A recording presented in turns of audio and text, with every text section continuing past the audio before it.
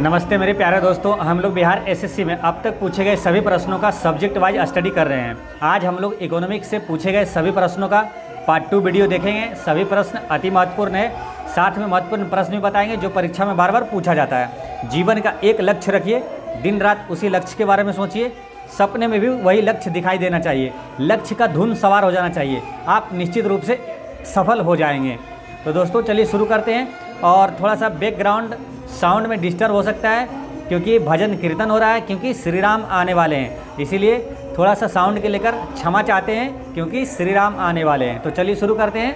पहला क्वेश्चन है कि आजीविका है, तो इसका आंसर क्या होगा? आजीविका है यानी कि एक ग्रामीण रोजगार योजना है। आजीविका क्या है? एक ग्रामीण रोजगार योजना है।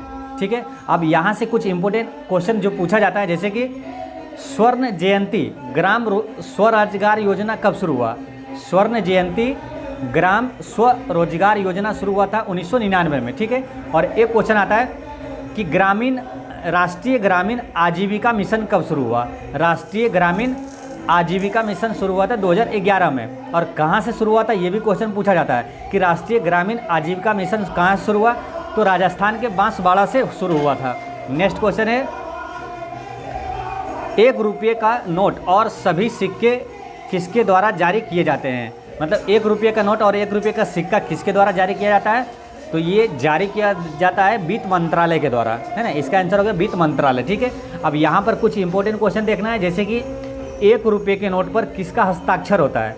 तो वो होता है वित्त सचिव का होता है। ठीक है, ये ध्यान रखना है, वित्त सचिव का होता है।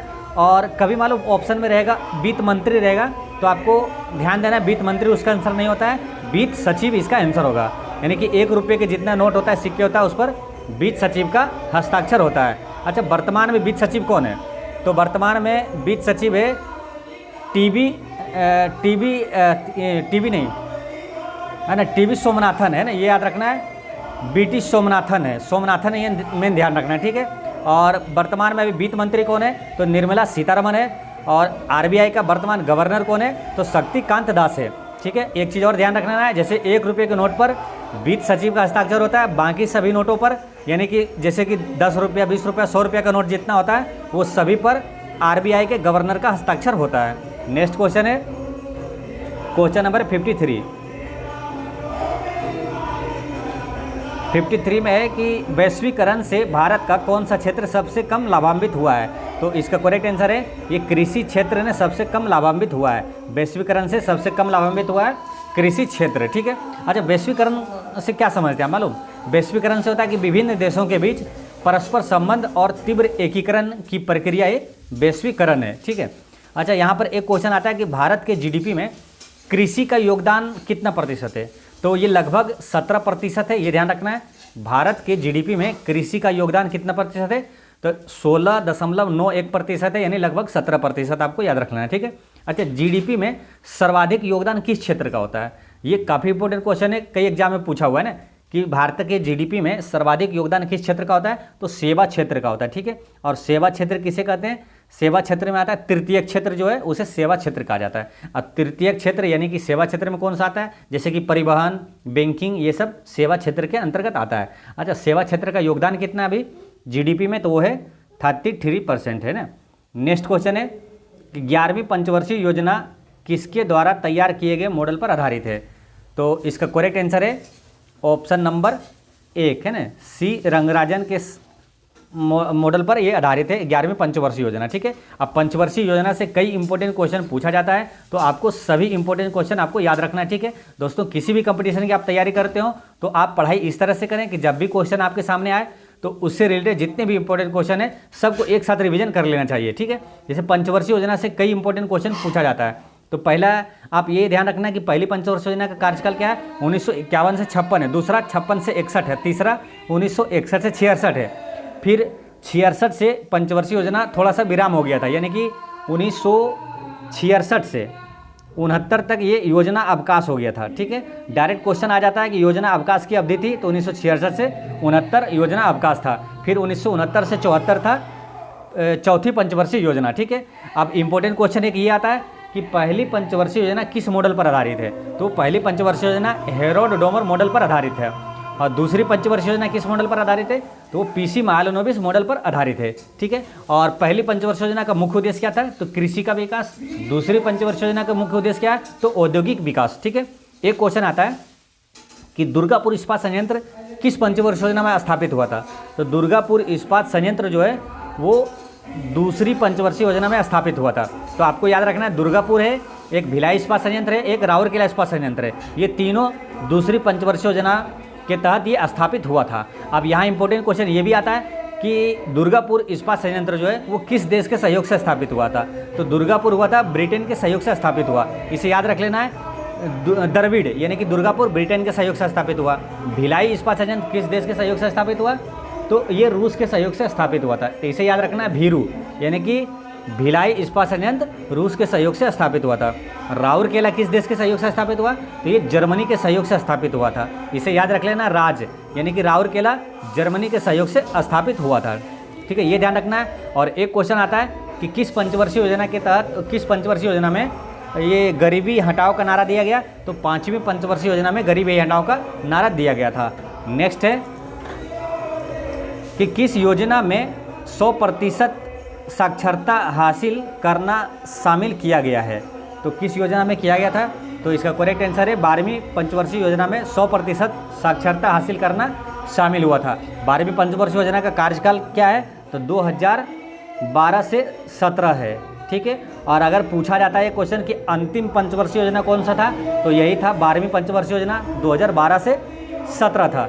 ठीक है, फिर उसके बाद क्या हुआ? पंचवर्षीय योजना आयोग जो है वो समाप्त हो गया, फिर उसका स्थान पर नीति आयोग आ गया है। तो ये ध्यान रखना है। नेक्स्ट है, नाबार्ड का पूर्ण रूप है? तो नाबार्ड का पूर्ण रूप है नेशनल बैंक ऑफ दिया यहाँ, लेकिन नेशनल बैंक फॉर होता है, national bank for agriculture and rural development. ठीक है, national bank for agriculture and rural development, जो कि ऑप्शन में सब में ऑफ दिया हुआ। ठीक है, तो इस तरह इसका आंसर हो जाता है 4। ठीक है, इसका क्या होता है? नेशनल बैंक फॉर होगा यहाँ, है ना, फॉर एग्रीकल्चर रूरल डेवलपमेंट, इसका फुल फॉर्म हो जाता है। ठीक है, यानी राष्ट्रीय कृषि और ग्रामीण विकास बैंक। अच्छा, नाबार्ड की स्थापना कब हुआ था? तो नाबार्ड की स्थापना हुआ था 12 जुलाई 1982 को हुआ था। ठीक है, ये ध्यान रखना है, 1982 को हुआ था। और एक क्वेश्चन आता है कि नाबार्ड की स्थापना किस पंचवर्षीय योजना के में हुआ था? तो ये छठी पंचवर्षीय योजना में हुआ था, क्योंकि छठी पंचवर्षीय योजना का कार्यकाल था 1980 से 85 और 1982 में नाबार्ड की स्थापना हुआ था। नेक्स्ट क्वेश्चन है कि पहली पंचवर्षीय योजना किस मॉडल पर आधारित था? तो ये था हेरोडोमर मॉडल पर आधारित था। पहली पंचवर्षीय योजना हेरोडोमर मॉडल पर आधारित है और दूसरी पंचवर्षीय योजना पीसी महालनोबिस मॉडल पर आधारित है। ये क्वेश्चन मालूम काफ़ी इंपॉर्टेंट है ये दोनों। ठीक है ना, ये क्वेश्चन जो है रेलवे एनटीपीसी में पूछा गया था और बिहार एसएससी सीजीएल में भी ये क्वेश्चन पूछा हुआ था। तो नेक्स्ट क्वेश्चन देखते हैं, इनमें से कौन प्राथमिक क्षेत्र के से संबंधित नहीं है? तो प्राथमिक क्षेत्र से संबंधित नहीं है ये बैंकिंग। ठीक है, क्योंकि बैंकिंग, परिवहन और संचार, व्यापार, ये सब क्या है? तृतीय क्षेत्र में आता है, यानी सेवा क्षेत्र में आता है ये सब। ठीक है, तो प्राथमिक क्षेत्र में कृषि, वन, खनन, ये सब प्राथमिक क्षेत्र के अंतर्गत आ गया। तो बैंकिंग जो है ये तृतीय क्षेत्र में आता है। ठीक है, तृतीय क्षेत्र को ही सेवा क्षेत्र कहा जाता है। भारत की जीडीपी में सर्वाधिक योगदान किसका है? तो वो तृतीय क्षेत्र का ही है। नेक्स्ट क्वेश्चन है 59,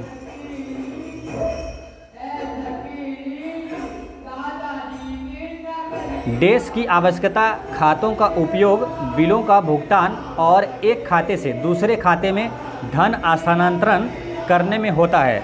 तो ये क्या होता है? इसका करेक्ट आंसर हो जाएगा ऑप्शन नंबर 1, है ना, केंद्रीय कंप्यूटर से जुड़ी हुई बैंकिंग व्यवस्था यानी कि ऑनलाइन बैंकिंग की आवश्यकता खातों का उपयोग, बिलों का भुगतान और एक खाते से दूसरे खाते में धन हस्तांतरण करने में होता है। नेक्स्ट है कि एलआईसी का पूर्ण रूप है, यानी एलआईसी का फुल फॉर्म क्या होता है? तो एलआईसी का होता है लाइफ इंश्योरेंस कॉरपोरेशन। ठीक है, अब यहाँ से जो क्वेश्चन आता है, जैसे कि एलआईसी की स्थापना कब हुआ था? तो 1956 में हुआ था। एलआईसी का स्थापना 1956 में हुआ और एसबीआई का स्थापना हुआ था 1955 में। नेक्स्ट क्वेश्चन है कि नरेगा योजना का खर्च केंद्र और राज्य के बीच किस अनुपात में वहन किया जाता है? तो बुक में इसका आंसर दिया हुआ है 1। ठीक है, लेकिन ये गलत है। होता क्या है, नरेगा योजना का खर्च का वहन केंद्र और राज्य के बीच जो अनुपात है वो 75 और 25 का होता है। ठीक है, यानी केंद्र सरकार खर्च करती है 75% और 25% राज्य सरकार, ठीक है। लेकिन कहीं पर आपको आंसर मिलता है 90 और 10, ठीक है। तो वो क्या है कि पूर्वोत्तर क्षेत्रों में, ये जो कि पहाड़ी क्षेत्र राज्य है, पूर्वोत्तर राज्यों में इसका जो रेशियो है वो 90 और 10 का रेशियो है, ठीक है। तो ये आप ये ध्यान रखना है। नेक्स्ट है, अच्छा, नरेगा योजना से और कोई क्वेश्चन आपको पूछा जाता है तो आपको यहाँ ध्यान रखना, ठीक है। जैसे कि नरेगा योजना की शुरुआत कब हुआ था मालूम? तो ये हुआ था 2006 में नरेगा योजना की शुरुआत हुआ था, ठीक है। फिर 2009 में ने इसका नाम बदल कर रख दिया गया था मनरेगा, ठीक है। तो मनरेगा नाम इसका कब रखा गया? 2009 में। और एक क्वेश्चन आता है कि मनरेगा योजना में कितने दिन की काम की गारंटी है? तो ये 100 दिन की काम की गारंटी होता है मनरेगा योजना में। नेक्स्ट क्वेश्चन है, निम्नलिखित पंचवर्षीय योजनाओं में कौन सी योजना अनावृष्टि और 2 युद्धों के कारण प्रभावित हुई थी? तो ये प्रभावित हुआ था तीसरी पंचवर्षीय योजना, ठीक है। ये तीसरी पंचवर्षीय योजना मतलब इसके कारण है ना 2 युद्धों और अनावृष्टि के कारण ये काफ़ी मतलब नुकसान हुआ और विफल रहा था ये, ठीक है। तो इसमें क्या हुआ था, जैसे इसका तृतीय पंचवर्षीय योजना का कार्यकाल कितना है? 1961 से 66 है, ठीक है। तो इसमें क्या हुआ था, 1962 में भारत चीन युद्ध हुआ था और भारत पाकिस्तान युद्ध हो गया था 1965-66 में, ठीक है। तो इस योजना की दयनीय विफलता के कारण क्या हुआ था, 1966 से 69 तक योजना अवकाश हुआ था, है ना। 1966 से 69 तक, तभी ना पूछता क्वेश्चन एक कि योजना अवकाश की अवधि क्या है? तो 1966 से 69 है। नेक्स्ट क्वेश्चन है, 14वें वित्त आयोग के अध्यक्ष कौन थे? तो इसका करेक्ट आंसर है वाई.बी. रेड्डी। 14वें वित्त आयोग के अध्यक्ष कौन थे? वाई.बी. रेड्डी थे।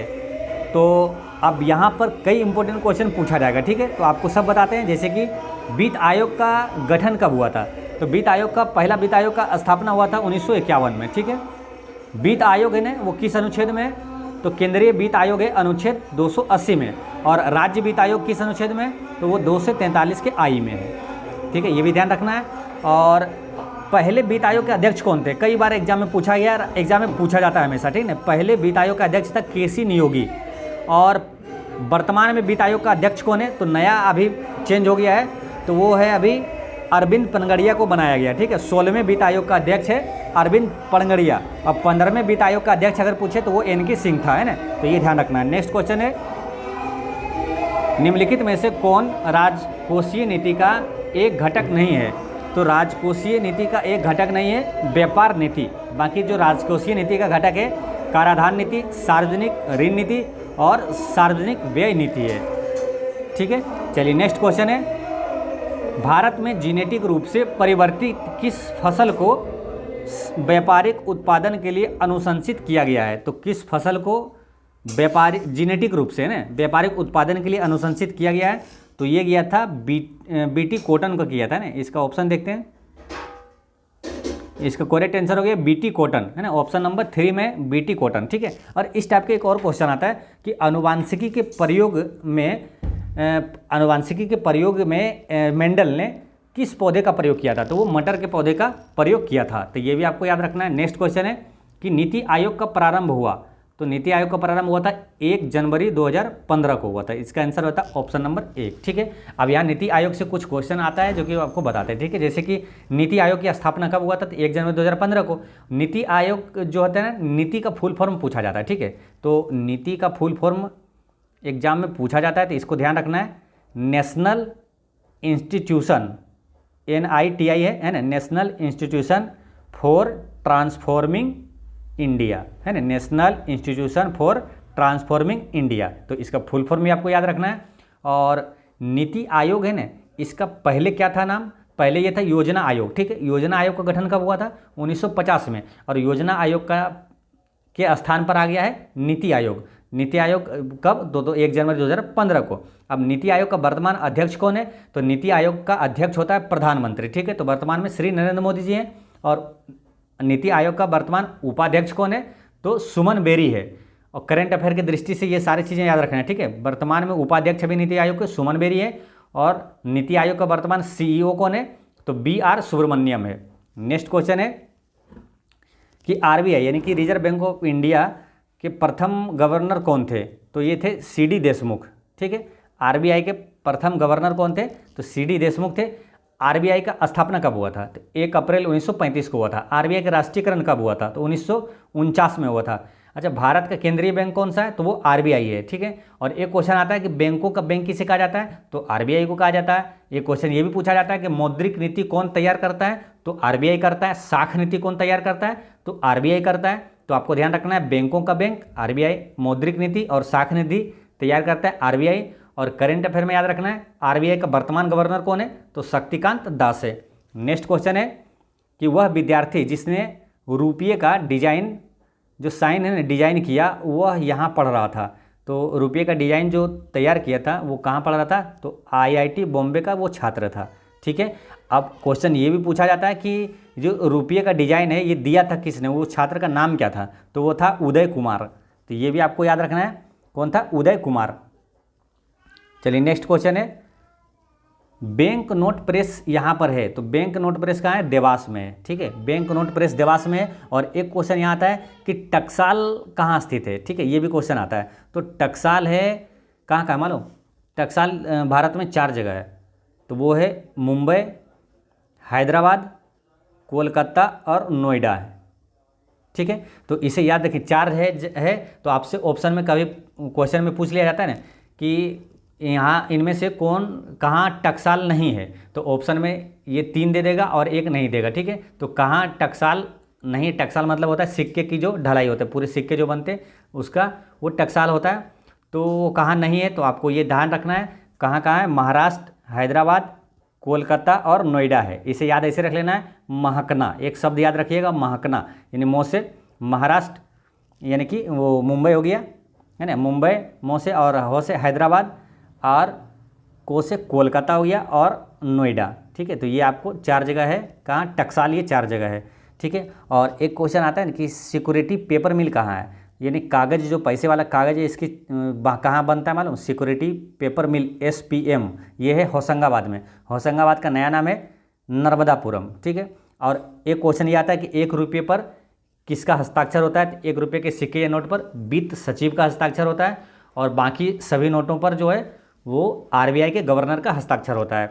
नेक्स्ट क्वेश्चन है कि यूके यानी कि ब्रिटेन का शेयर मूल्य सूचकांक है, तो इसका करेक्ट आंसर है ब्रिटेन का जो शेयर मूल्य सूचकांक है ना, वो है FTSE 100, ठीक है। अच्छा, भारत का शेयर बाजार सूचकांक कौन कौन सा है? तो है जैसे सेंसेक्स भारत का, ये CNX, निफ्टी और बॉम्बे स्टॉक एक्सचेंज, ये सब भारत का शेयर बाजार सूचकांक है।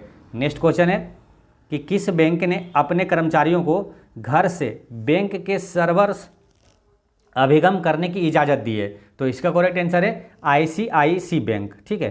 तो ये क्या, ICICI बैंक ने अपने कर्मचारियों को बैंक के सर्वर अभिगम करने की इजाज़त दी है, ठीक है।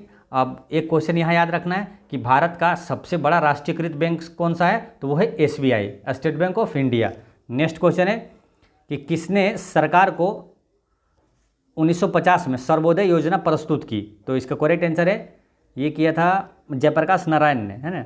इसका आंसर होता है ऑप्शन नंबर 3, जयप्रकाश नारायण ने सर्वोदय योजना प्रस्तुत किया था। अब जयप्रकाश नारायण से कुछ इंपॉर्टेंट क्वेश्चन पूछा जाता है, जैसे कि संपूर्ण क्रांति का नारा किसने दिया था? तो जयप्रकाश नारायण ने दिया था। लोकनायक किसे कहा जाता है? तो जयप्रकाश नारायण को कहा जाता है। अब कन्फ्यूजन वाला एक क्वेश्चन है, इसी तरह आता है लोकमान्य, तो लोकमान्य किसे कहा जाता है? बाल गंगाधर तिलक को कहा जाता है। कभी कन्फ्यूजन ना हो और याद भी हमेशा रहे, तो कैसे याद रखना है? लोकमान्य, यानी कि देखिए, मान्य किसी को मान सम्मान देते हैं, तिलक लगा कर देते हैं, ठीक है। तो तिलक लगाकर यानी कि लोकमान्य कहेंगे बाल गंगाधर तिलक को, और लोकनायक हो गया जयप्रकाश नारायण। नेक्स्ट क्वेश्चन है कि निम्नलिखित में से कौन सा किसी देश के व्यक्तियों की आय विषमता ज्ञात करती है? तो इसका करेक्ट आंसर है ये लोरेंज वक्र, है ना। किसी देश की व्यक्तियों की आय विषमता ज्ञात करती है लोरेंज वक्र, ठीक है। और अच्छा, भारत में सबसे पहले राष्ट्रीय आय का अनुमान किसने लगाया था? तो दादा भाई नेहरू जी ने लगाया था। नेक्स्ट क्वेश्चन है 74, किस वर्ष के बजट में जीएसटी की पहली बार उल्लेख किया गया था? तो ये 2006-07 के बजट में जीएसटी का पहली बार उल्लेख किया गया था, ठीक है। अब जीएसटी का कब लागू हुआ भारत में? तो 1 जुलाई 2017 को लागू हुआ था। ये काफ़ी इंपॉर्टेंट क्वेश्चन है, एग्जाम में पूछा हुआ है और पूछा जाता है, ठीक है। जीएसटी कब लागू हुआ? तो डेट सही याद रखना है, 1 जुलाई 2017 को, ठीक है। जीएसटी किस संविधान संशोधन के तहत लागू हुआ था?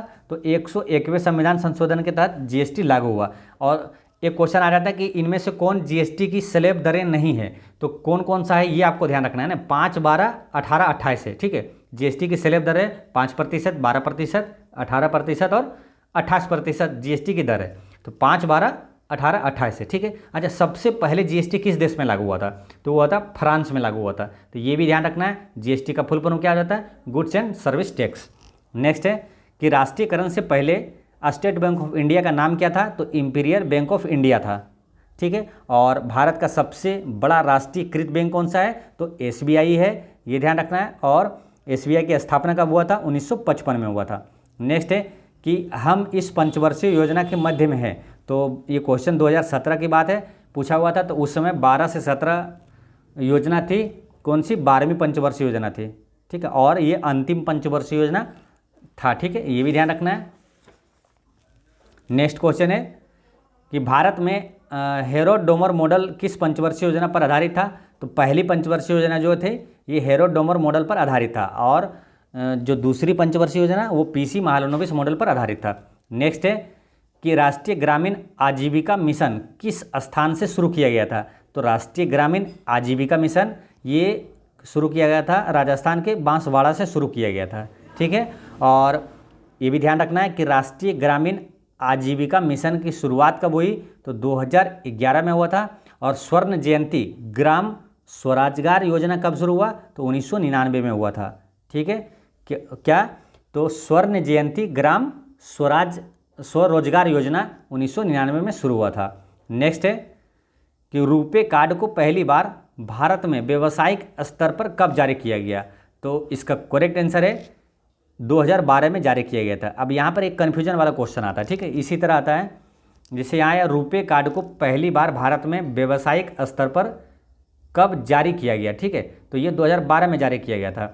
और एक क्वेश्चन आता है कि रुपये की शुरुआत मतलब राष्ट्रीय स्तर पर यानी कि राष्ट्र को समर्पित कब किया था? राष्ट्रपति रुपये की शुरुआत कब किया गया था? तो वो 2014 में शुरुआत हो गया था भारत में, ठीक है, 2014 में। लेकिन ये जारी हुआ था मतलब बन के तैयार हो गया था, जारी हो गया था 2012 में। लेकिन पूरे देश में ये देश को समर्पित हुआ 2014 में हुआ था। नेक्स्ट क्वेश्चन है किस वर्ष को नियोजन अवकाश कहा गया? यानी कि योजना अवकाश कौन सा वर्ष कहलाया था? 1966 से 69 कहलाया था योजना अवकाश। पहली पंचवर्षीय योजना था 1951 से 56, दूसरा 56 से 61, तीसरा 61 से 66 और फिर 66 से 69 योजना अवकाश था।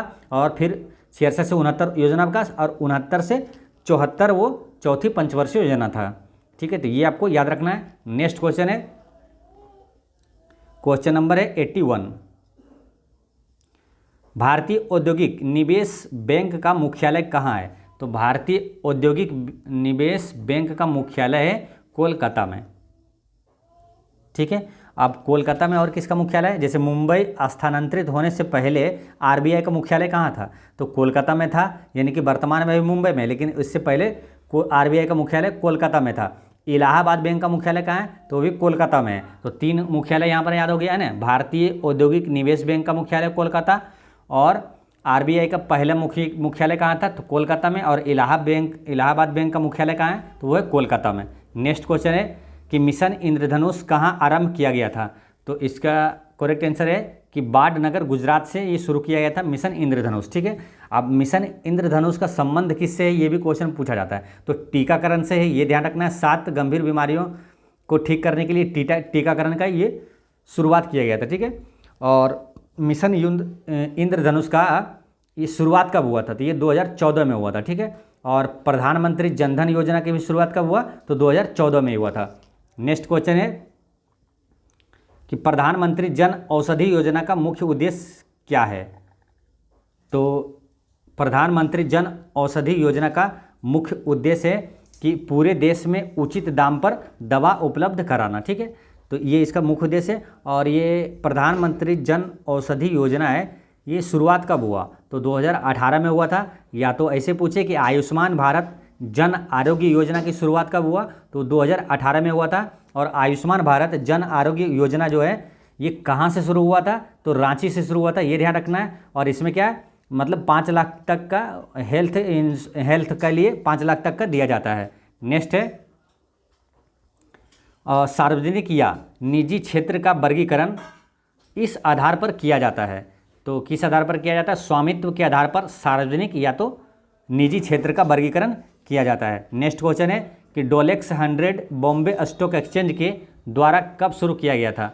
तो ये डोलेक्स 100 है ना, बॉम्बे स्टॉक एक्सचेंज के द्वारा ये शुरू किया गया था 22 मई 2006 को। ठीक है, ये ध्यान रखना है, 22 मई 2006 को शुरू किया गया था। अब एक क्वेश्चन यहाँ ये रखना है कि एशिया का सबसे प्राचीन शेयर बाजार कौन सा है? तो ये बॉम्बे स्टॉक एक्सचेंज ही एशिया का सबसे प्राचीन शेयर बाजार है, बॉम्बे स्टॉक एक्सचेंज। और इसकी स्थापना कब हुआ था? बॉम्बे स्टॉक एक्सचेंज की 1875 में हुआ था। नेक्स्ट क्वेश्चन है कि किस पंचवर्षीय योजना का मुख्य उद्देश्य समानता के साथ वृद्धि एवं न्यायपूर्ण विराम था? तो ये था 9वीं पंचवर्षीय योजना। मानो समानता के साथ वृद्धि एवं न्यायपूर्ण विराम किसका मुख्य उद्देश्य था? तो 9वीं पंचवर्षीय योजना। ये ऑप्शन में देखते हैं कहाँ है, 9वीं पंचवर्षीय योजना ऑप्शन नंबर 4 में है। इसका आंसर हो गया 4। और 9वीं पंचवर्षीय योजना का कार्यकाल था 1997 से 2002 तक था। नेक्स्ट क्वेश्चन है कि भारत में प्रथम पेमेंट गेटवे रुपए की शुरुआत कब की गई थी? तो भारत में प्रथम पेमेंट गेटवे रुपए की शुरुआत ये 2014 में हुआ था। ठीक है, और अगर ये पूछे ना कि इसमें 2012 ऑप्शन में है ही नहीं, तो इसका आंसर तो 2014 है ही, तो ये ध्यान रखना है। और एक क्वेश्चन आता है ना, पीछे आया था कि रुपे कार्ड को भारत में व्यावसायिक स्तर पर कब जारी किया गया था? तो 2012 में। नेक्स्ट क्वेश्चन है कि प्रधानमंत्री आदर्श ग्राम योजना कब शुरू किया गया था? तो प्रधानमंत्री आदर्श ग्राम योजना ये शुरू किया गया था 2009-10 में शुरू किया गया था। ठीक है, प्रधानमंत्री आदर्श ग्राम योजना। लेकिन एक चीज़ ध्यान रखना कि जब भी आपके सामने ईस्वी वाला क्वेश्चन है ना, तो आप अपने स्तर से कोशिश करिए कि कोई और ईस्वी वाला अगर उस समय घटना हुआ तो उसको रिलेट कर लेने के लिए। ठीक है, रिलेट करने से क्या होगा, उस वे आपको याद रहेगा हमेशा। ठीक है, और क्या है कि जितने रिलेट करेंगे उतने सारे याद हो जाएंगे, और याद भी रहता है और ज़्यादा क्वेश्चन भी याद हो जाता है। अब जैसे प्रधानमंत्री ईस्वी वाला कई क्वेश्चन आता है तो कन्फ्यूजन भी हो जाता है। ठीक है, एक साथ अगर नहीं करते हैं तो प्रधानमंत्री आदर्श ग्राम योजना है 2009-10 में। ठीक है, इसी तरह एक और क्वेश्चन है इंपॉर्टेंट है, जो कि शिक्षा का अधिकार अधिनियम 2009 ये कब लागू हुआ? तो 2010 में लागू हुआ था। तो देखिए एक जैसा है ना, दोनों हो गया। प्रधानमंत्री आदर्श ग्राम योजना 2009-10 में लागू हुआ, और शिक्षा का अधिकार अधिनियम 2009 वो लागू हुआ था 2010 में। नेक्स्ट क्वेश्चन है 89, नीति आयोग का 89 है ना, 89 पे चलते हैं। राष्ट्रीय ग्रामीण स्वास्थ्य मिशन कब शुरू हुआ था? तो राष्ट्रीय ग्रामीण स्वास्थ्य मिशन ये शुरू हुआ था 2005 में। देखिए राष्ट्रीय ग्रामीण स्वास्थ्य मिशन कब हुआ था? 2005 में। अब ये ईस्वी वाला आया, तो ईस्वी वाला कोई और इम्पोर्टेंट आपको याद आ रहा है? 2005 से। सूचना का अधिकार अधिनियम कब लागू हुआ था? तो 2005 में ही लागू हुआ था। तो दो क्वेश्चन हो गया, राष्ट्रीय मिशन, राष्ट्रीय ग्रामीण स्वास्थ्य मिशन 2005 में, और सूचना का अधिकार अधिनियम लागू हुआ था 2005 में। नेक्स्ट क्वेश्चन है कि industrial finance corporation of India limited का मुख्यालय कहाँ स्थित है? Industrial finance corporation of India यानी कि भारतीय औद्योगिक वित्त निगम, इसका मुख्यालय कहाँ मालूम? इसका मुख्यालय नई दिल्ली में। तो ऑप्शन में है नहीं। ठीक है, तो इसका आंसर हो जाता है इनमें से कोई नहीं, मतलब ये चारों ऑप्शन यहाँ एरर है ऑप्शन में। ठीक है, इसका मुख्यालय जो है भारतीय औद्योगिक वित्त निगम का मुख्यालय नई दिल्ली में है। भारतीय औद्योगिक वित्त निगम की स्थापना कब हुआ था? तो 1948 में हुआ था। ठीक है, तो ये भी आपको याद रखना है। नेक्स्ट क्वेश्चन है कि कौन सा व्यावसायिक संगठन नहीं है? तो इसमें से बार काउंसिल ऑफ इंडिया जो है ना, ये व्यावसायिक संगठन नहीं है, ये भारत का एक वैधानिक निकाय है। बार काउंसिल ऑफ इंडिया क्या है? एक वैधानिक निकाय है। और बार काउंसिल ऑफ इंडिया की स्थापना कब हुआ था? तो 1961 में हुआ था। तो ये भी ध्यान रखना है। नेक्स्ट है कि संगम योजना संबंधित है। तो संगम योजना संबंधित है ग्रामीण क्षेत्रों में विकलांगों से संबंधित है संगम योजना। अब संगम योजना की शुरुआत कब हुआ था? तो 1996 में संगम योजना की शुरुआत हुआ था। नेक्स्ट क्वेश्चन है कितना? 93, कि नीति आयोग का पूरा नाम क्या है? नीति आयोग का पूरा नाम क्या है? NITI इसका पूरा नाम है, national institution for transforming India. ठीक है, अब यहाँ ध्यान रखने वाली बात है, थोड़ा सा ध्यान रखना है कि कहीं पर दे देगा ना कि नेशनल इंस्टीट्यूट दे दिया। देखिए national institute for transforming India, तो आपको ध्यान रखना है नेशनल इंस्टीट्यूशन होता है ना, ये वाला खास करके ध्यान रखना है। For transforming India. तो इसका आंसर हो जाता है ऑप्शन नंबर 1। ठीक है, अब नीति आयोग से इंपॉर्टेंट कुछ करंट अफेयर भी ध्यान रख लेंगे। जैसे नीति आयोग की स्थापना कब हुआ? 1 जनवरी 2015 को। नीति आयोग का अध्यक्ष कौन है? तो अभी श्री नरेंद्र मोदी जी है। और उपाध्यक्ष कौन है? तो सुमन बेरी है। और अभी वो CEO कौन है? तो सुब्रमण्यम है ना, BR सुब्रमण्यम है। तो इस तरह से आपका 93 क्वेश्चन हो गया। और 94 से स्टार्ट हो जाता है बिहार पुलिस का। ठीक है, तो इस तरह से आपका क्या होता है, बिहार SSC द्वारा अब तक पूछा गया अर्थशास्त्र के सभी प्रश्न होता है समाप्त। और कल से हम लोग देखेंगे सबकी दिलों की धड़कन साइंस की शुरुआत करेंगे। ठीक है, बहुत सारे लोग साइंस का इंतज़ार कर रहे थे। तो तेरी गली में आने जाने से दुश्मनी हो गई है जमाने से, दिल शौके दीदार कर रही है, तो मिलने आजा किसी बहाने से। तो कल मिलेंगे साइंस से। पिछले वीडियो में मैंने आपसे क्वेश्चन पूछा था कि बिहार में सबसे अधिक सोने का भंडार किस जिला में मिला है? तो जमुई में मिला है। और आज का क्वेश्चन है कि भारत का एकमात्र राष्ट्रीय तैरता हुआ राष्ट्रीय उद्यान कौन सा है और किस राज्य में है? भारत का नहीं बल्कि वो दुनिया का है ना, एकमात्र तैरता हुआ राष्ट्रीय उद्यान है और भारत में ही है। वो कौन सा राष्ट्रीय उद्यान है और किस राज्य में है? ये दोनों चीज़ आप लिखिएगा। और एक चीज़ हमेशा याद रखना है कि आपकी मुस्कान एक अनमोल खजाना है, इसे छोटी छोटी बातों में खोने ना दें। पढ़ते रहें, मुस्कुराते रहें। जय हिंद।